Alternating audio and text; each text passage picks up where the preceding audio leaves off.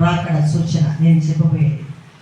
ఈ చివరి రాకడ సూచన చెప్పిన తర్వాత పరలోక రాజ్యానికి ప్రాణముతో మనకి నడుస్తుంటాం. ప్రభు వస్తే ఎత్తబడాలి.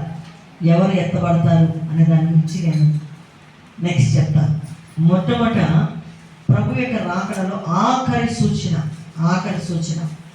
ఆయన ఆఖరి సూచన గురించి మనం ధ్యానం చేసే ముందు ఒక మాట, యెహోవా తన సైన్యమును నడిపించు గురువు వలె గర్జించుచున్నాడు. ఆయన దండు బహు గొప్పదైనది, ఆయన ఆజ్ఞ నెరవేర్చినది బలం గలది. యెహోవా దినము బహు భయంకరము, దానికి తాళగలవాడి అని చెప్పినటువంటి వాక్యాన్ని మనం చదువుతున్నాం. యెహోవా దినం ఎప్పుడు ఉంటుంది? ప్రభు వచ్చే దినమే దేవుని యొక్క దినం. ఆ దినము భయంకరమైనది, ఆయనతో వచ్చే దండు గొప్పది, ఆయన అంతటిని కూడా ప్రక్షాళన చేయబోతున్నాడు. మరి ఏ దినం ఆ దినం?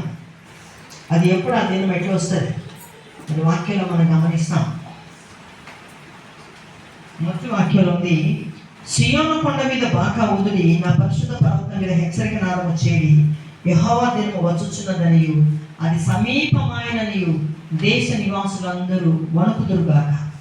ఆ దినం అంధకారమయంగా ఉండును, మహాంధకారము కమ్మును, మేఘములను గాఢాంధకారము ఆ దినమున కమ్మును. ప్రభు వచ్చే సమయంలో ఇంత భయంకరమైన పరిస్థితి, గాఢాంధకారాన్ని మనము ఫేస్ చేయాలి. మహాంధకారం అంటారు, మహాంధకారం, అంత భయంకరమైనటువంటి రోజు రాబోతుంది. ఆయన ఉగ్రత దినాన్ని మనం తప్పించబడడానికి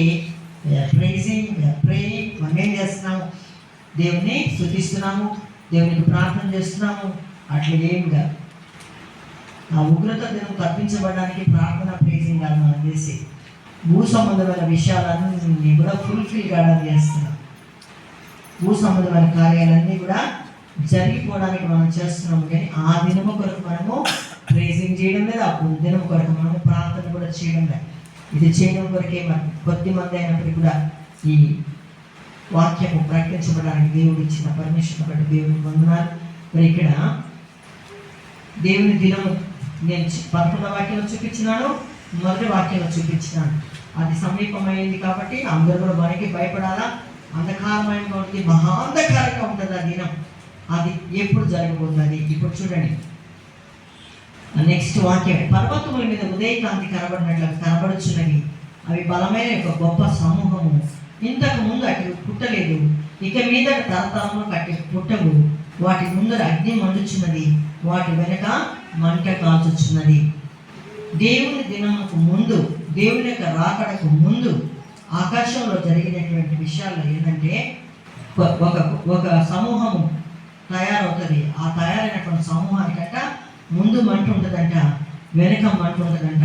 అవి ఎక్కడ కనబడతాయంటే పర్వతాల మీద కనబడతాయంట. దాని ఉదయకాంతి పర్వతాల మీద కనబడుతుంటాయంట. జెట్ ప్లేన్ వెళ్ళే స్టేజ్, దాని స్థాయి వేరు. ఇంటర్నేషనల్ ఫ్లైట్స్ దాని స్థాయి, దాని ఎత్తు వేరు. వీటన్నిటికి మించింది ఏం చెప్పండి? వీటన్నిటికి మించింది ఏంటి? ముందు మండుతుంది, వెనక మండుతున్నాయి. అవన్నీ ఎక్కడున్నాయంటే పర్వతాల మీద. ఆ మంటకి ఉదయకాంతి ప్రకాశించినట్టుగా కనపడతా ఉందట. ఇవి ఆకాశంలో కనబడుతున్నాయి. ఏమి ఆకాశం కనబడేటువంటి ఒక బాగా ఆలోచన చేయండి. ఇవి కనబడడం అనేటువంటి ఒక సూచన. ఈ సూచన అనేటువంటి జరిగిన తర్వాత మనం అప్రమత్తంగా ఉండాలని హెచ్చరిక చేయబడతాం. ఏమి ఇక్కడ కనబడతా ఉంటాయి? రాకెట్స్. రాకెట్కి ముందు ఇంజిన్ ఉంటుందా? రాకెట్కి ముందు ఇంజిన్ ఉంటుంది. లేకపోతే అది అట్లా దూసుకుపోవాలంటే వెనక మనకే నెట్టుకుంటుంటుందా? పైన ముందు ఉంటుంది, వెనకాల ఉంటుంది.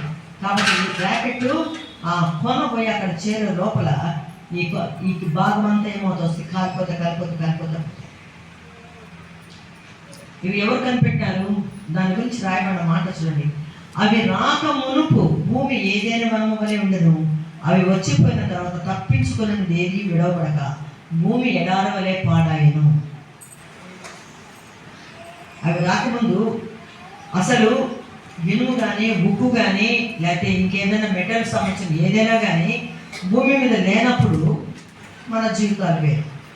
ఇవి భూమి మీదకి వచ్చేసినాయి. అవి వచ్చి వాటిని తయారు చేసి వస్తువులు కొన్ని పాడేయి, కొన్ని వస్తువులు తుప్పుపట్టి మళ్ళీ భూమిలో కలవడము చాలా లేటుగా కలుస్తాయి అసలు.